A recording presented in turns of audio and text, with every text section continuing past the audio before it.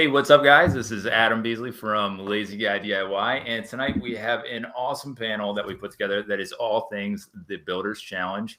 We've done everything from the Furniture Flip Challenge to the Artist Challenge. We have the Big Build Off. We have all kinds of things. We have special announcements tonight, and we even have a giveaway at the end here. So thanks for everybody that's going to be jumping on and joining us. We're going to run through and introduce everybody here in just a second, but just for everybody that's jumping on, we'll keep saying this. As you were watching, you can comment in the comment section, and then those questions will come up here. If you have questions for anybody on the panel, we'll be able to see those and answer. So make sure if you're on YouTube, Facebook, wherever else, on Twitch, make sure you write those messages. You can say hi, you can do whatever, but we want to hear from you guys. So at first, we're going to start off here up in our top corner with Dave from All Soil. Hey, what's up, guys? I'm Dave Darr. I am founder of Walversol. We make wood finishes and other random things like lip balm and leather care goods, but mostly wood finishes. That's like what we're mostly known for. All right, Jesse. Hi, I'm Jessie. I'm from Eye in the Detail, and I am a DIY blogger and Instagrammer, and I'm one of the hosts for the Furniture Flip Challenge. Me. So I'm Kara from Never Skip Brunch. I am Jessie's co-host for Furniture Flip. I guess she's over there. I'm also a DIY content creator, and we have a DIY community together. So yeah. Cool. All right, Brian, go for it. Hey, everybody. This is Brian Kramer, and I am the senior editor of Better Homes and Gardens Do-It-Yourself magazine, and I was asked and thrilled to serve as one of the judges for the first season of Furniture Flip Challenge, and we'll be coming back for the second season. Yay! Awesome. And as I said, I am Adam from Lazy Guy DIY. I'm also one of the co-organizers of the Builders Challenge with Rachel down there, but do a little woodworking, tool reviews, and home improvement. So, Graham, on to you. Unmute, Graham. Someone had to do it. Hey, I'm Graham from Minerva Enterprises. I was part of the Furniture Flip Challenge and the Builders Challenge. I do custom furniture and then Scandinavian and Danish mid-century furniture restoration. All right, Two Mooses.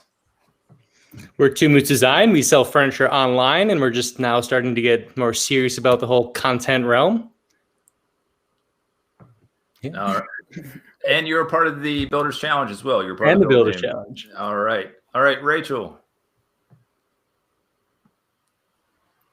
Rachel's on mute too. It's all right.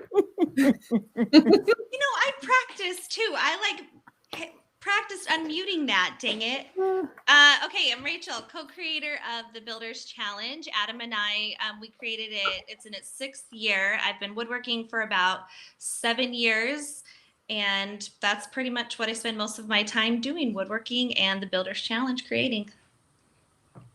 All right, Amy, our big winner. Hey, I'm Amy from hertoolbelt.com, and I'm a blogger that shares woodworking plans and does little home improvement projects. And I was the winner of the inaugural Big Build Off. Woohoo! All right. So what we're going to do here, we had people that submitted a lot of questions throughout the week. And as you all, I see Miley Byer there has said hello to us. But remember, you can leave comments and we'll be able to see those questions there. But I'm just going to round robin around. I have questions from people that we're going to ask. And it's only fitting that we start with Rachel first, since she's the most nervous to talk. And she's also the original creator of the Builders Challenge. I know, but also if you're just joining for the first time and you haven't been a part of the Builders Challenge, that was the OG. It started a few years ago, I think in 2016, and it started with a plan, and people just started building from it. And from there, it spawned off into everything else that we're doing right now. And that's sort of the brainchild that came from Rachel and a few friends. And then we've since grown and grown. So with that said, Rachel, what was your favorite Builders Challenge build or design? That is such a good question, but I think I would have to say my favorite was the first time that we collectively all designed the plan. Probably the bar cart That was like one of the best ones where we really just decided, like, you know what, maybe we should create the plan. And turns out like you're great with SketchUp, and we had a fun time doing it. I mean, comes naturally. It's okay after lots of years of screwing up with SketchUp. So I was going to ask Dave a question. Well, next, but he left. That's okay. So Brian, we'll go to you next, Brian. And Brian, as you said, has been one of our judges for the Furniture Flip Challenge, and we're excited about this because we have a whole crew here that are part of it. But Brian from Do It Yourself Magazine, what we want to know from you is what trends should we expect in design in 2021 that you're seeing? Oh my goodness. Trends. I think, of course, we're going to continue to see that interest in mid-century. It is going to just keep, it's going to just keep going. It's going to get, I think it's going to get cleaner. It's going to get a little leaner. But yeah, we're going to continue to see that. I'm hearing that some of those things from the 80s that we thought were gone and over, that beige is actually coming back as a valid color choice. Now I've seen some beiges. I know. I feel like I've spent 20 years telling people you don't want beige. So there are some interesting beiges. Everybody has discovered gray, and I mean, gray has been the story for 10 years now, but it's a warm gray, and it's going to get even warmer. And then fancy people are going to call it beige. Well, I know when you say mid-century modern, we have a mid-century modern expert here, and that's Graham. Part of a lot of the furniture that he does is mid-century modern. So, Graham, one of my questions for you that we got is, where do you draw the line with furniture if you think it's beyond repair? Because you've done some nasty stuff that you've brought back to life. Like, what is your breaking point for furniture if you go out and find it? Honestly, it just happened the other day. Someone asked me if I wanted a table that was so waterlogged. It was like, veneer and like MDF or substrate was so waterlogged and swollen. I think that's kind of where I draw the line. If someone really wanted something done like that, you have to basically build a whole new, tabletop out of either solid wood or find some MDF and do a whole new veneer top. And it's just too much work and too expensive at that point. Well, talking about finishing wood, we have Dave Dar here from Walrus Oil. So Dave, what made you make the jump? Like, you started out with like wood oil, and you have expanded out into like everything under the sun, from like log cabin and lip balm and even boot oil. Like, is there no stopping you guys? Like, what's on the horizon for Walrus Oil? Oh man, I've learned that there is a limit. Like we've tried some stuff, like beard oil, ironically, was like huge for us, and I just didn't want to make it anymore, honestly, because I felt like it clashed. And we've made other stuff like aftershave and things like that. So I've kind of learned not to go like too far in skincare, because then it's kind of like what are you? Are you like a wood finish company? Are you going to make like, I don't know, like nail polish one day? So I do think that like this year it's going to be more focused on like we're just spending insane amounts of money on manufacturing equipment. So it's just more or less like trying to keep up with demand. And I wish I could say that we have this super awesome product we're going to release this year, but it's probably going to be more or less like the boring stuff. Like, oh, we just bought a $50,000 bottling machine, and like just stupid stuff, like a $10,000 capping machine. All it does is spins a little cap on your bottles and that kind of thing. So that's sort of like, yeah, it's like the uncool part of running the business, where it's like you're just spending all your money on manufacturing. So that's kind of where we're going this year. I will say I have a really crazy spin-off product that is going to be made by us, but it's under a different brand that I'm going to release this year. But I won't say anything. But it'll be like the most ridiculous thing. Like, what the hell were you thinking? We won't tell anybody. It's okay. RC Woodshop says that you should bring back the beard oil. Oh, I know. It's crazy. I can get behind that one. There you go. we might do it. Like we have some products like our tattoo balm was like really popular, and apparently it's like crazy popular in Iceland. So like we might make it just for our distributor in Iceland and just call it good. I don't know. We'll see. We're at like max capacity of manufacturing. So like whenever we have more free time, then I can do all that crazy stuff too. Awesome. All right. Just a reminder to everybody that's watching right now, you can go in and you can leave comments and questions for us. We want you all to drive some questions for us, whether it's about individuals, anything that they've worked on as well. This is your chance to ask anything under the sun within reason. Don't get too crazy.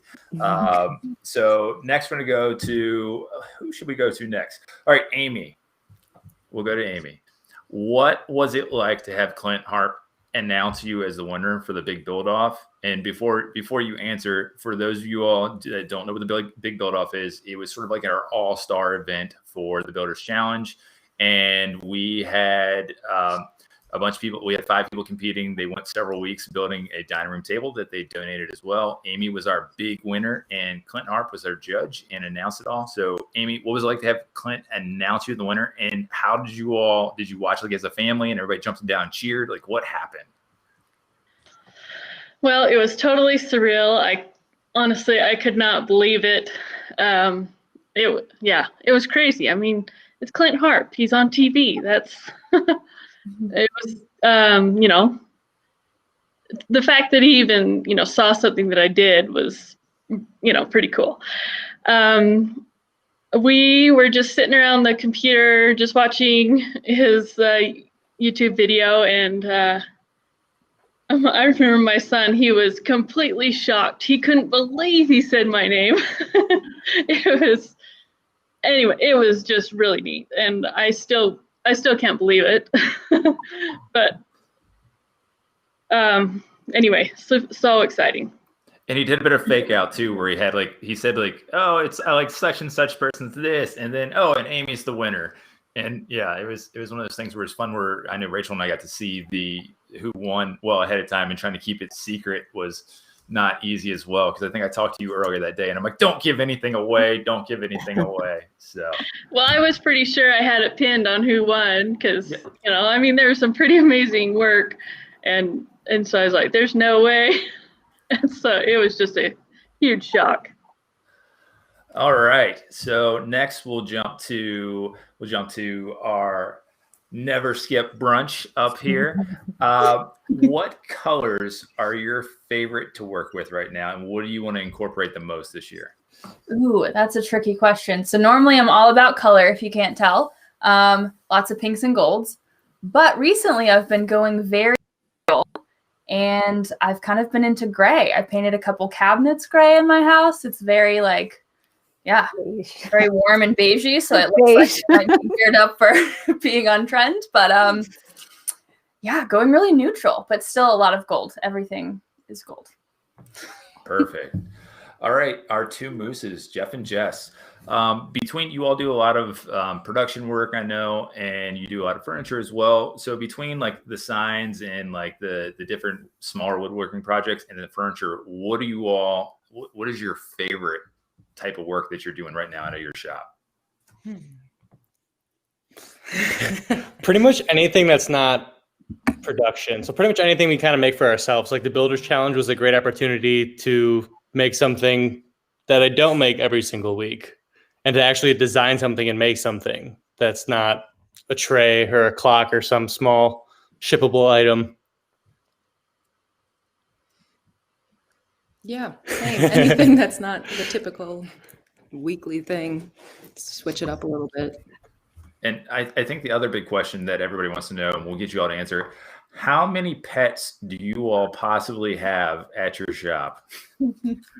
4. 4, yeah. There's a cat here, 2 dogs there. I don't know where the other cat is. Perfect. All right, guys. Next, Jesse.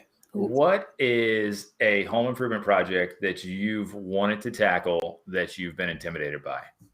Ooh, I haven't gone to my kitchen at all yet, and I really need to do all of my cabinets over again, but they're cherry, which, is pretty nice and expensive. So I've been a little intimidated to really like get in there and tackle that, because that was like when I moved in, that was probably like one of the nicest areas in the house. So I've like saved that for the very end. So, but that's happening definitely this year. So who knows, beige maybe? No. Perfect. All right, guys, get those questions rolling in too. We want to see some questions asked to our panel here. So, Brian, we're going to come back to you. Do you all look towards it, Do It Yourself Magazine, and then anything else at Meredith? Do you all look towards the influencer community for inspiration? And then if you do, how would somebody get noticed by you guys?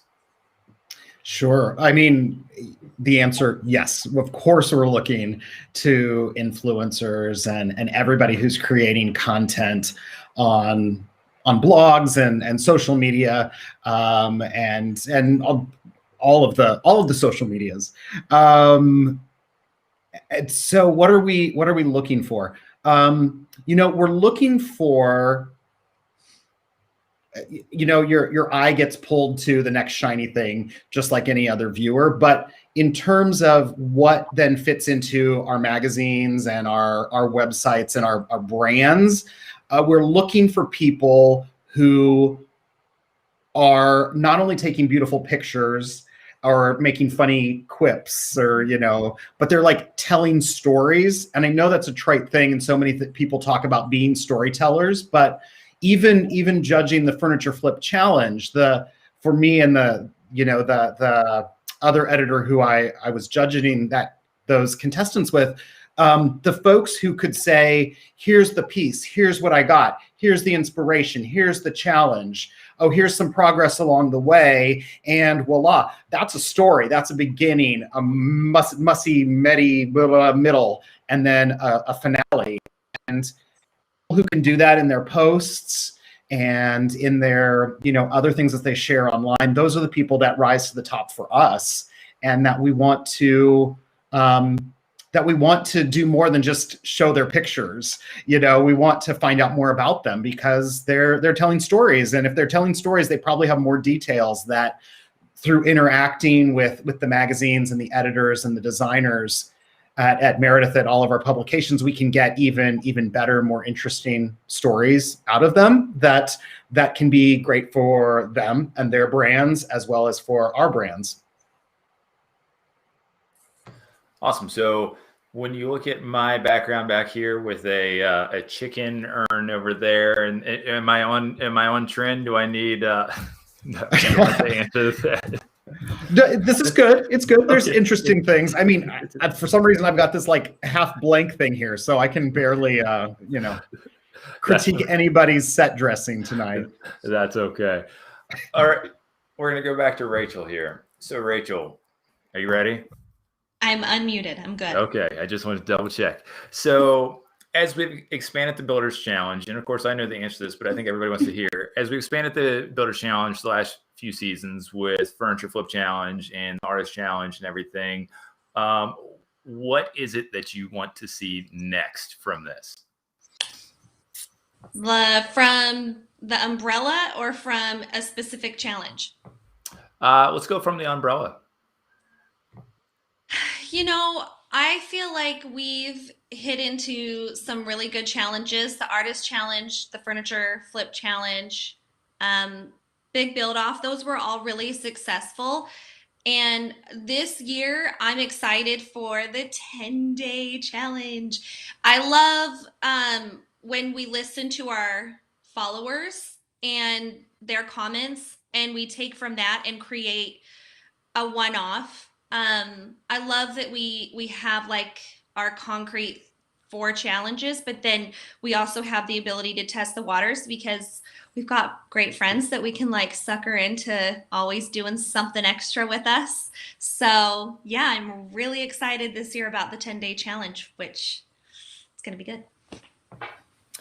Awesome. So in order to encourage people to have more questions here for us, our buddies from Moss Epoxies, who have done a great job of pulling this together for us, are going to offer a $150 gift certificate to Moss, and we're going to award that to somebody. It has to be in the continental U.S., but we're going to pick from the questions that people are submitting here on YouTube or Facebook or Twitch. So if you are writing questions in there, we're going to pick a winner from there.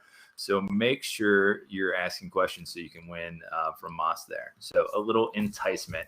And Rachel teased the 10-day challenge. We'll jump to that here in a little bit with Dave and something exciting that we have coming up here very soon. So next we're going to go, Jesse, we're going to come back to you here. So Jesse, one of the questions we had for you was, how do you find the balance and what's a good tip for being a maker and a mom? I feel like there is no balance. You just kind of have to wing it. I feel like I definitely have 3 kids. My husband is gone quite a lot. So it's just like a free for all. Sometimes there's cereal for dinner and that's as good as it's going to get. And everybody is happy and everyone's alive at the end of the day. So we're good. And they like to help too. They really like to be a part of everything. So that helps too sometimes. That's fun. So a hope and a prayer, and then just make sure they're all so you can see them all off camera, right? Yes. Perfect. All right, Graham, another furniture question for you. Where is the best place to find hidden gems? Ooh, I don't, if I knew that. A lot of times I get a lot of stuff at auction. And then Facebook Marketplace, there's a lot of stuff on there that people don't know what it is. And they list it as wood shelves, and it's like a $1,500 wall unit or, mid-century table that they call a wood table. So you never know. You always gotta be looking. I find stuff on the side of the road that's in like perfect condition. The bed I did for my daughter as part of the furniture flip challenge, I found on the side of the road, and it's up in her bedroom right now. It's awesome. And you're in the Philadelphia area too, so you have a shop where you do a lot of the stuff where you pull it together and then refurnish these things, and then you're selling from your shop as well for a lot of these things. So check out Graham, Minerva Enterprises, if you're in the Philly area. There's a plug there. So you're welcome. So we'll go back to I always want to say Kara or Cara. I'm sorry. Which way do I go? You can do either. I respond to anything, but Kara, technically. Kara, technically, officially from your parents. Yeah. So Kara, where do you find your inspiration for your design aesthetic?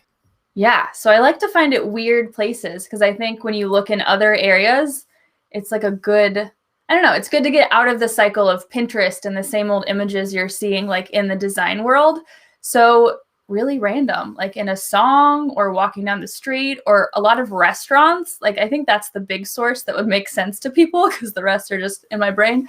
But restaurants, like they can go crazy with style. So you can find really wild designs that you wouldn't think translate to your house, but when you can find a way to make them work, it becomes like really unique. And if you can make it part of your story, that's another good place to look. Instead of looking outside at inspo, think about like your story and what pieces of that could translate into the space around you. So that's like a trick, quick hack. Perfect. All right, we're getting questions rolling in right now. So this one, I'm going to go to our 2 mooses over here from Jeremy Rockstro. What types of products do the builders make when first starting? And what would you suggest for someone thinking about starting out with hobby sales to a business? So for us, we started with that pipe furniture. The industrial. Because it was pretty easy to make, because you just buy all the pieces and you can kind of screw them all together. Then your woodworking can be pretty simple.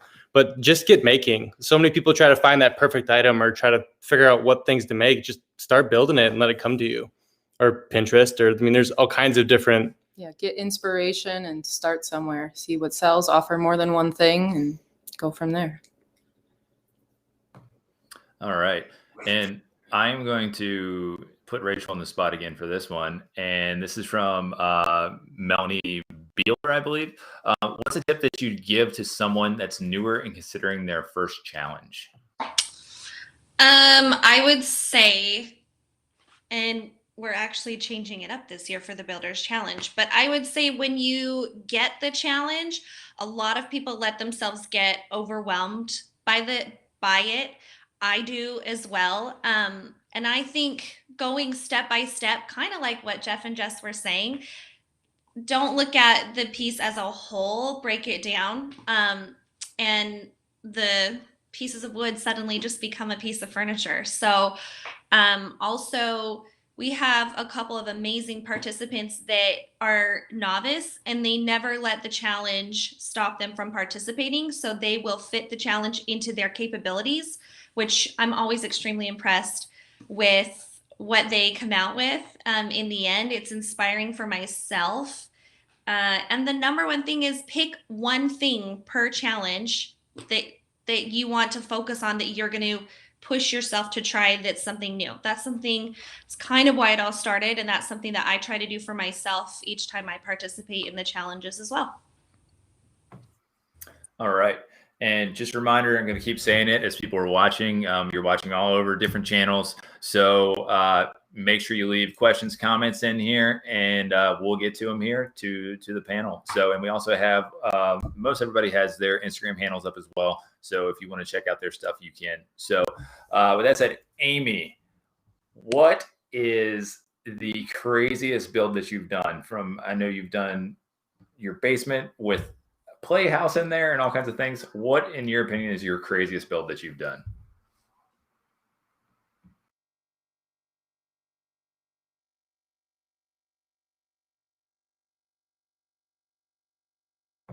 Amy, you're on mute. Oh, darn. A turkey shed?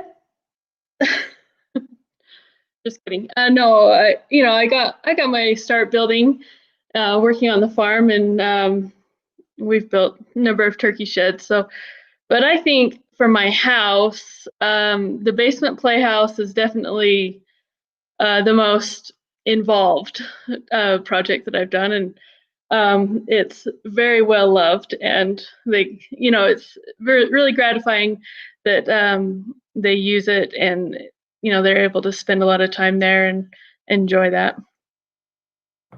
It's fantastic. It's like a whole play place, like in the basement, like a whole little house. It's crazy. So Dave, rumor has it that before Walrus Oil, you had a different career path. What was that? Oh, well, there's been a lot of career paths. So which one are you referring to? The musically inclined one. Oh, okay. All right, I didn't know. Yeah, so I used to own a like hardcore metal record label and magazine. Yeah. That was, I don't even like that music anymore. I mean, now it's like I got into like electronica, like techno and stuff. And I was a DJ for a while. So yeah, now I listen to like classical or something that's more soft, and I don't know. But yeah, it was a crazy time. Did you want me to tell like an exciting story or something like that? If you've got one, you can go for it for a second while people are writing questions in. If there anything we should be worried about from the industry? No. The crazy story that that happened to me was I was trying to impress this girl at a music festival, and I broke my leg in the process. So yeah, it was like one of those outdoor music festivals, and it had like a big like lake thing with an island on it. Huge music festival, and we canoed out there, and it was a rope swing, and I was like, hey, watch this, and I rope swung off the cliff, and it like wrapped around my ankle and like hung me upside down and broke it. Yeah. So that was my crazy story of the music industry. Amy wants to know if you got the girl. I did. Well, I mean, we dated for 4 months and then it didn't work out, whatever. Perfect. Well, Dave, we also have you in the spotlight right now. What we can also do is we have a 10-day challenge that's coming up. We'll have Rachel give a little bit of the details behind it, and then Dave, we'll let you announce what's special about the 10-day challenge. So Rachel, give us the whole rundown. The details. So, just based on feedback from you guys, we realized that sometimes a week is not enough time and 2 weeks can be too much time. So, in brainstorming for this year, we thought 10 days. I mean, let's just give you guys a challenge and see if you can do it in 10 days. And we were really, really excited when Walrus Oil hit 100,000 followers because this was the perfect opportunity to partner with them. And this is it. It's the Walrus 10-day challenge. So, I mean, do you want to take it from here, Dave? Yeah, sure. So, I mean, I was like so humbled that we hit like 100,000 followers on Instagram. It's like super huge. And I mean, some people have 1 million, but still, like, I was like way stoked. 100,000. And we did it during the pandemic when, like, you know, a lot of people are like broke and stuff. And so we were thinking, like, we wanted to do a giveaway, but instead of like, hey, here's a box of Walrus Oil, we were like, what if we just gave away like $1,000 like cash, like just money, not a gift card, just money, right? Because like anyone could use $1,000 right now, you know, and so we connected with the Builders Challenge and we're like, hey, would you guys want to throw together like a thing where people make stuff and you judge it so we can give away that money? Yeah, so we did it because we're going to make you work for it. Duh. At least a little bit. At least A little bit, yeah. Work for that 1K. So basically, are we going to like say what it is? Like, is that? We're not giving the details on the challenge, but we will tell you that Dave, we did a brainstorming and Dave and Adam and I came up with the challenge. And we'll be sending that to your emails on, what did we decide, Adam? February? The first Saturday in February. We always stick with like the first Saturday of whichever month we pick. So I want to say that's the 6th. Wait, I have a calendar. I can tell you. Yeah, right? Yeah, February 6th. So that'll be hitting your email. February 6th, we will give you a challenge. You'll have 10 days to complete it. And we're super excited that Tamar is going to be our judge for that. So that's Tamar from 3x3 Custom. Yep. Yes, sorry. You can start hitting up her DMs and impressing her now. And we're just super excited about it. Yeah, way cool. And it's gonna be fun and quirky. So that's basically because that describes Dave, right? That's right. So that would be his challenge. Like that. So that's $1,000 cash prize, guys. So that's pretty exciting. So, all right, we'll have more details on that coming out. So we'll look forward to that here next month. So, Brian, from the Furniture Flip Challenge, what were some of the things from the winners that really stood out from you? Like, what is the eye-catching things what can people do to impress the judges? Is what I want to ask. Sure. Of course, the storytelling component, which I've already said is so important. We want not just pretty furniture, but to have a story there. And since the materials that you submit to show your project are all based in Instagram, it's a great way to tell a before, a middle, and an after. And so we love that.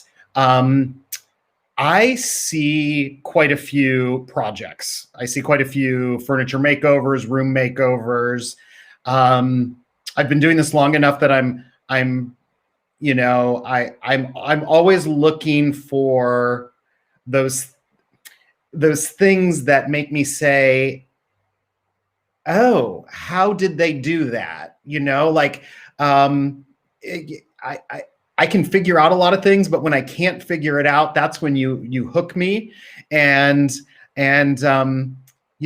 it's really great when I see a finish that is surprising, a texture that's surprising, a color combo, sure, but lots of times it's a detail that you choose to add to it that gives it that personality, that tells your story, that reinforces your brand and everything And those things make the piece special, and they catch the judge's eyes, and they make you stay with the project longer. And the longer that I look at your project and read your post that goes along with your submission, the better the chance you have to win. It's very funny to hear the difference of how you approach things from like with our with the Builders Challenge or anybody else. It's very different because it's very visual, and it's just this, and this. I'm looking at this assembly on the furniture builds, and as opposed to the refinishing. So it's interesting to see the difference of how you approach it compared to the other judges. That's why we have such a different set of contests as well, especially with the Artist Challenge. And unfortunately, we don't have a representative from the Artist Challenge tonight. So I'm stepping in for our Moss person there for that. And what the Artist Challenge is we're using epoxy a lot of times. They're smaller projects, a lot like the mini 10-day challenge. We've done a few of those where people have made some amazing things. So there'll be more of those coming up. But same thing with the judges, you get a feeling about those things and just has an emotion that comes from that. And if it looks pretty with those, a lot of times that's the way I think that we can really catch our eyes. So back to Furniture Flip as well, we have our two hosts and wants to see what you all thought feedback wise from this past year, the first one that we did, the inaugural Furniture Flip Challenge. What stood out to you all? Like, what was most exciting to you all? And you can fight each other who talks first. Or, I think it was like the community that we built, like around everything. Like everyone really like joined in. It was just like really cool to see everybody like cheering each other on. I had a whole bunch of people like message us, and they were scared to start. And it was just like a bunch of new people. And everyone was just like really like helping each other. And I thought that was like pretty cool to see. Yeah, definitely. And then the piece where it's like furniture flipping, I think is how a lot of people get into DIY, because you just buy a sander and a paintbrush and you're kind of like ready to start a project. And so having all these people like, I've never done a project before. Like, should I do it? And I'm just like, yes, you should. Like, you might not win, but like, you're going to have a community like cheering you on. You're going to have people to watch and look up to and learn from. And so it's so cool that people like dove in all the way. First projects. Yeah, and you know, as somebody coming later to the project and sort of seeing the final results, that confidence building, that sort of it comes through. You know, that sort of I didn't think I could do it, and they really mean it. They're not being coy. They have never done this treatment. They've never used this tool before. They've never taken apart a piece of furniture and realized that you can put it back together. And the confidence is really exciting, you know, to see that new skill that, you know, you kind of discover that you always had it, you know, but like it's sort of activated in these projects, which is cool. And you guys did a great job of encouraging people just to try things. Just you can use this tool. Yeah. Go for it. Go for it. Yeah. Nothing to lose. all right, I think Amy is going to share something here from Jeff and Jess off of IG. Amy's not going to? Snacks, snacks, snacks, I don't wanna put them back. Snacks, snacks, snacks, please don't make me put them back. Cheerios, goldfish, gummy bears, and cheese. All right, so now that we know that you hide snacks in your table saw, what other snacks do you have hidden around your workshop there? Oh, Cheez-Its. What'd you have for them little mini Tootsie Pops? Any big giant bags of candy I see at the store, I like to stash in the shop somewhere. I try to put them back. Perfect. Now, one of the things that I also was going to ask for Moose, that question came through, is what's it like working with a significant other? Like, is it difficult? Do you all just kind of flow together, or like how does that work? How do y'all make it work? Because you look so happy and everything all the time on camera. Is a happy Moose place up there? Most of the time, we definitely clash sometimes, but we more so have it dialed now to where we each kind of have our own roles. So she kind of does like 90% of the back end stuff where I do a lot of the building. So she kind of does a lot of the customer support, and then I'm just putting all the stuff together. Then she'll come and do like a lot of the detail type work. So we kind of keep each other in our own lanes.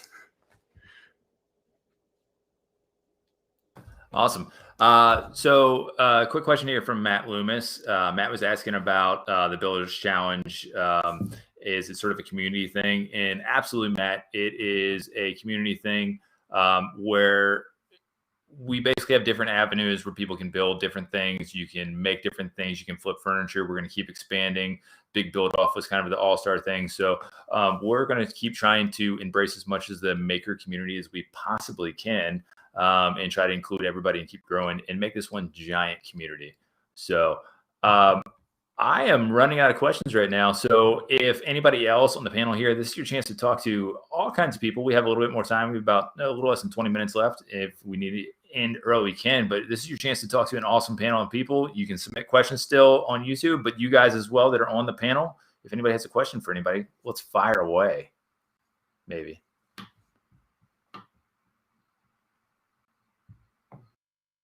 So I'm going to go with, we're going to go with Amy. If you could work with one person, who would it be?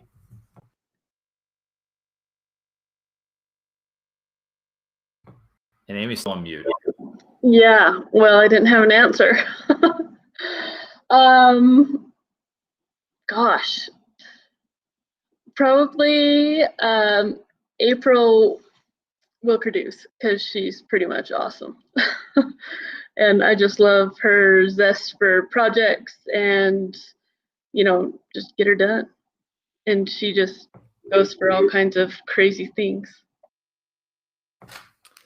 Like a giant, like her giant staircase or like treehouse type thing that she has right now is absolutely crazy. However they designed the steps going up from there is a very different way that I would think that would collapse under a normal person. But it's secure. It looks awesome. But we have Donovan from Once Upon a Workbench just jumped on here saying hello. Donovan, if you have questions for the panel, go ahead and throw it out there to us. So we'll pick me.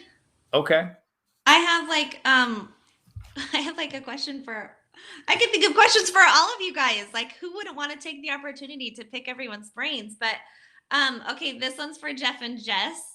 So I would want you guys to say joinery that you started with, joinery that was always intimidating to you, but you've now like conquered, and how did you go through that process in building? Because I think from someone who started like novice in pocket joinery, you start to want to advance your technique. So if you're someone who's going from novice to intermediate or craftsman categories, how do you take on advancing your joinery techniques? Does that kind of make sense? Yeah. I think everyone kind of starts out with like the Craig jig, and that's kind of what we did too. It's just, it kind of gets a lot of hate on like YouTube and stuff, but it's just so simple and easy to use, and it's been around forever. It's kind of hard to really compete with it. And to kind of step up your joinery, I think something like the Builders Challenge is a great way to do that, just to kind of, I don't want to say force yourself, but kind of really push yourself to kind of try them new things, especially when, I don't know, there's just so many different options. I don't know. I see a lot of people doing so like. If I've done pocket, what do I do? Like, what's next after pocket holes? What did you do? Or what's a good one to try? What's like dovetails is very intimidating looking to me. What would I do next? I see a lot of people doing like the 30 days of dovetails challenge, where they'll just take a bunch of scraps and then just cut a bunch of hand cut dovetails and kind of put them together. But I think like getting just miter joints is clean miter joints is a big step up just from basic butt joints, and just kind of go through the entire realm, I guess. I like it. I like it. So Rachel, before you go to your next question, Adam? Before you get to your next question, we have one from Billy Howard here. He's asking about the challenge. Are there any restrictions on material used? And with that, Rachel, I can answer it. It depends on the challenge. If it's the actual Builders Challenge, we want to use, depending on the category, you can use your normal construction grade lumber. But we also have different categories. We want you to use some more premium wood, I would say. So people building stuff that have a lot of walnut. So it all depends on the actual challenge and what the parameters are. But we try to make it so there's different intermediate, novice, finest finish, finest craftsman. So we can kind of mix everything in there. All right, Rachel, what's your next question? Okay, so this one is for actually Jesse and Kara and Graham and Brian. Are you guys also excited? Okay, Yes. so my question is, what's the DIY project for Jesse and Kara that you tackled and that you hated the most, that you were like, why did I do this? And so for Graham, you can think on this one, what is a piece of furniture that you tried to restore or that you did, but you were like, this is impossible and it didn't work out, or this is impossible and it did work out? And then my question for Brian is, okay, you're the editor of Do It Yourself magazine. Are you a do-it-yourselfer kind of guy too? Or do you just like to throw the content together? And if so, like, I want to hear about a do-it-yourself project you've recently done or ever done, or we're going to shame you if you say you've never done it. Okay, go in that order, Jesse. Okay, me. My first, is that what? I can go first if you don't have one yet. I feel like mine would probably be to strip paint. Anytime I like strip something, it's like I really regret my life decisions. And I wonder why I ever thought I should strip it. And then I'm like, I should have just left it. It looked beautiful like that. Let's just leave it and move on to the next project. So anytime I do that, by far is my least favorite DIY, I think. There's been a few, I think. For sure. Right? Mine was painting my garage floors, which I thought I was going to be so smart and use this like concrete paint instead of epoxy. We were going to have white floors and it was going to be so unique. And it took like 12 layers. And I had all the stuff like piled and piled. They worked out, but it was miserable, the process. All right, Brian. Me. Okay. Yes, I do actually DIY.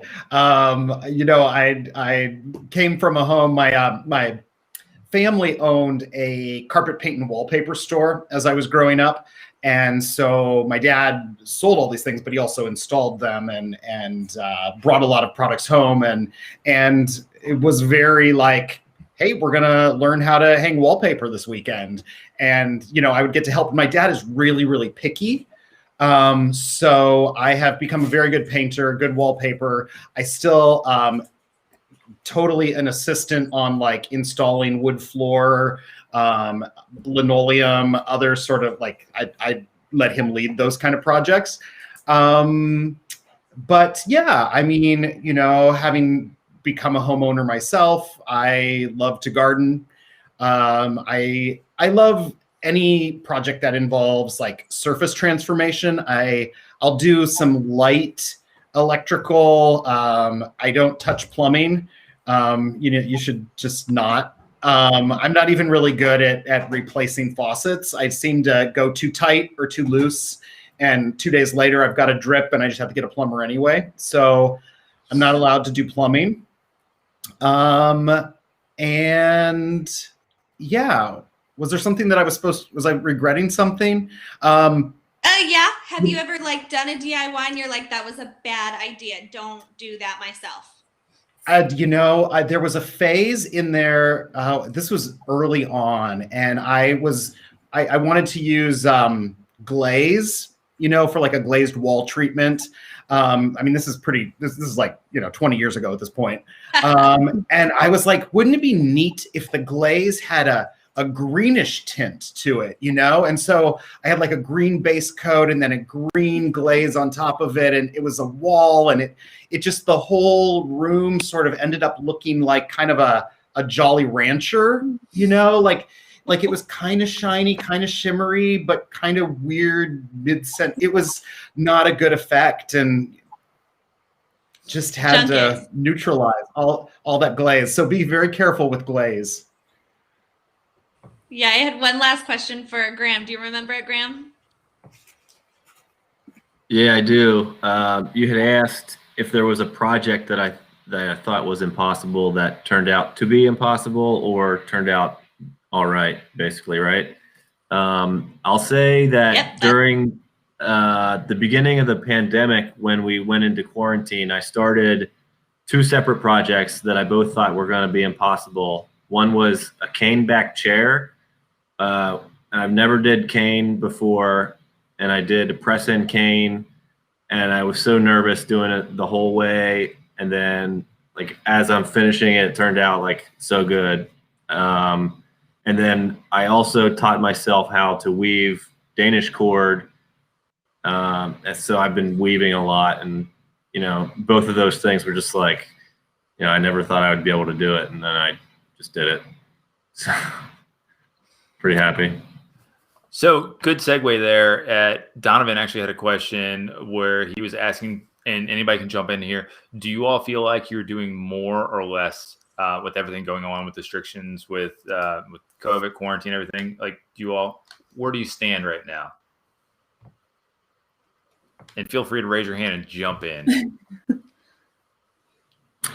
I think I'm doing about the same, maybe less. More projects for myself to kind of resell as opposed to more custom stuff, because I can't do any like trade shows or anything like that to get new custom business. So that's where I'm at. For us, it's kind of been about the same. Like the beginning of the year was everything happened, and then it was kind of rocky for a little bit, but we were still plenty busy. And then we got really busy because right away we didn't know what was going to happen. So we were taking on a bunch of work that we wouldn't normally take on, but we never actually slowed down. So we just got buried. And right now we're this is my last big batch, and then we should be back to like normal life. Anybody else want to jump on? Or we can go to the next question, actually. So has anybody ever considered branching out? This is from Donovan also. Has anybody ever considered branching out into different areas to find a new audience? I mean, I thought about your tutorials for like 2 seconds, but no. DIY, I'm here to stay.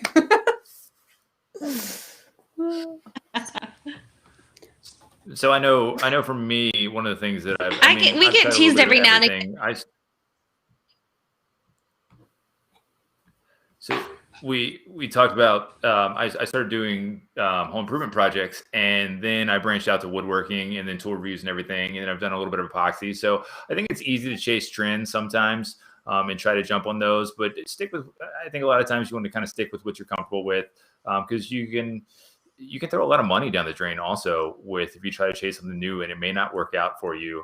Like talk about like CNC, one of the things, if you don't CNC and you buy one of these things, and there's so many people that have those that never use them because they're so difficult to set up. I mean, that's a new audience you try to go after, and you can really go down a rabbit hole and never come back from that. So Amy's got one. Oh, I was just gonna say, if it's something you enjoy, branch out. If you're just chasing people or numbers, then it's probably not worth it. But just do the things that you love. All right, guys, we have about like 5 minutes left here. So just keep submitting questions here for the crew, and we'll wrap it up here in just a second. So it's your last chance to ask a couple questions. Another question from Donovan. Donovan's all over this tonight. So with the price of wood skyrocketing, have you considered other mediums to work with?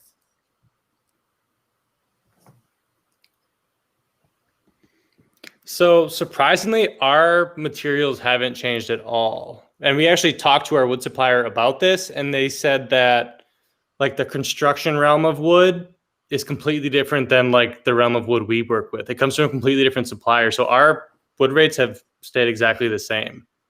But I would like to try different mediums just for the sake of trying new things. And Rachel, I'll let you ask this question from Wade Michael up there.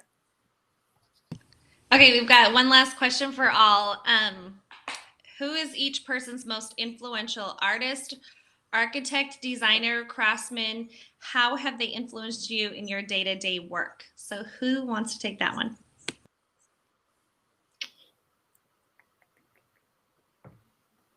Not everybody at once. I jump will in thank first. you if you I don't. gotta think a little bit. I know who influenced me the most. My favorite designer is Jory Brigham. I think it's no surprise. I love his mid-century modern stuff. It's amazing. We were so excited to have him be one of our judges and plan designer. I got to collaborate with him, and he's just like my woodworking hero. Like the stuff he makes is amazing. I'll go. Mine is probably Leanne Ford. I like that her design style is amazing, but she's also just fearlessly herself. Like she shows up to TV with like straight bedhead, just like, I'm here. What can I help with? Like, but her design is like, so she just brings together all these elements that you don't expect. So I think the element of surprise and then just seeing different combinations of stuff is really inspiring. So yeah. And Jesse, do you have somebody you want to jump in? Well, it's totally going blank over here. I was really hoping you were going to call my name. I was like, You had the nervous look. It's all right. We can go to Graham. Graham's ready if you need a I second. like that.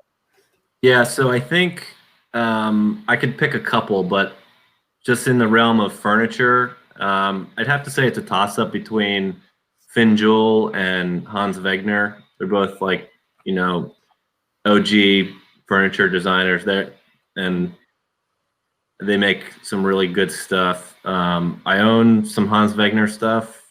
The Finn Jewell stuff is too expensive for me right now, but it's between those two. And I'll throw Brian on the spot.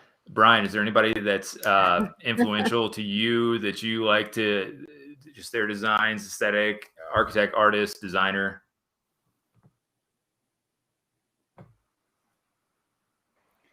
Sorry about that. I mean, there are many. I love I love a lot of like fine artists, which is always becomes a kind of abstract connection. You find color, you find texture in that.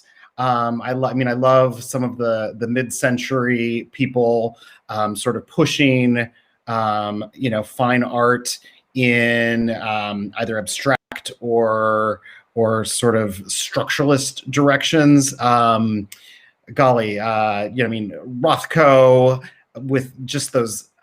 I can get lost in his very simple color stories, but you can look at them for a while, and there's something so thoughtful about the combinations of color and shape that go into something like that. Ellsworth Kelly, that simplicity of his stuff, of his design, it creeps you.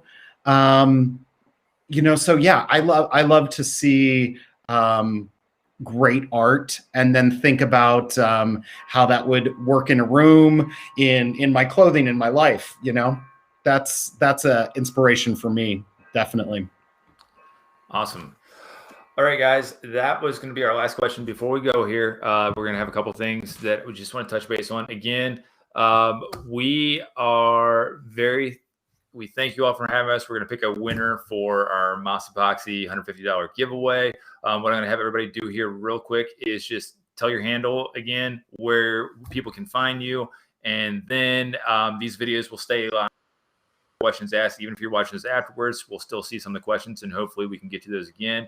We'd love to continue to have these throughout the year, especially as we have challenges kicking off. So as we have Furniture Flip, Builders Challenge, whatnot, we'll have some deep dives so we can have you all ask questions on your builds, on your flips, on your artist challenge, any of those things. So we're excited to have an interactive platform for that. So Jesse, we're going to put you on the spot back up top again and have you say where people can find you. I'm at Eye in the Detail, and you can find me at Instagram, TikTok, Facebook, Pinterest, all the things, YouTube. Kara? Me? Okay.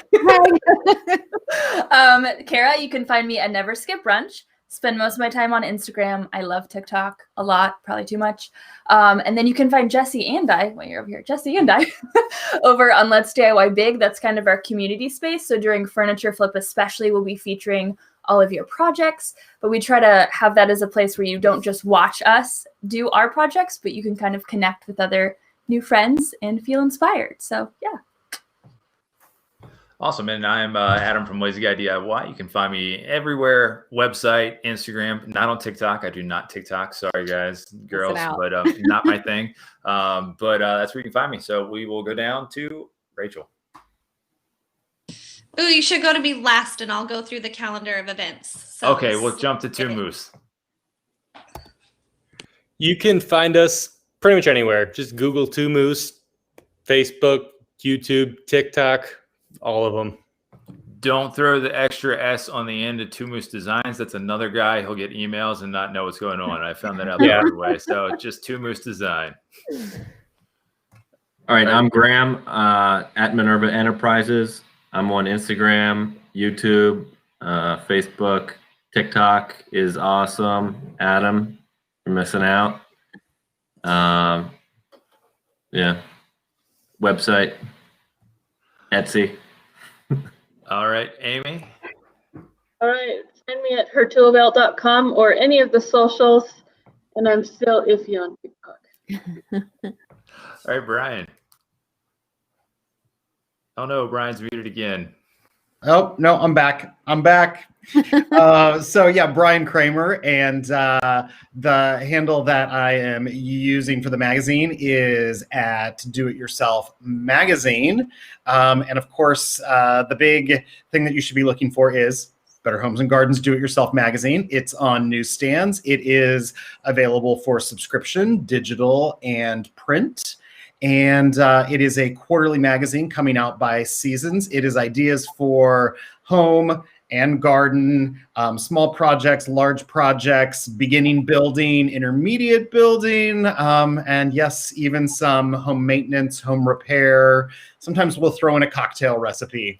It's all sorts of fun, good stuff. Perfect. And we also had Dave Dar from Walrus Oil. We had some technical difficulties, so we did lose Dave. But you can find Walrus Oil at Walrus Oil and their website as well, and on Amazon. So great stuff. So, and before we have Rachel wrap up here and give us the rundown of all the events that are happening with the Builders Challenge throughout the year, just a special thanks again to our friends at Moss who helped us with this platform here. And so we'll work on the giveaway and we'll reach out to you guys for who the winner is for the $150 giveaway. So Rachel, close this out. All right, guys, just to wrap it up, you can find everyone that's been on our panel tonight. We also have a brief bio about them on our website, in addition to links, so that we made it really easy for you to be able to find everyone that was here tonight. So thank you guys again for joining us. Coming up next in February, we've got the 10-day challenge. We're super excited. March, we've got season 2 of the Furniture Flip Challenge. April will be the Artist Challenge. May is going to be of the Builders Challenge. So super excited about that. And then here with another Artist Challenge in July. Another Flip Challenge with your magazine in September, and then we'll close out the year with the Builders Challenge in October. So we're going to keep you busy all year, and if we didn't hit it, you guys want to happen, let us know, because even though Adam's lazy, I'll work hard and we'll make it happen kind of together. Right, Adam? That's why we have Rachel. All right, guys, thanks for everybody for joining us. We appreciate it, and we are out.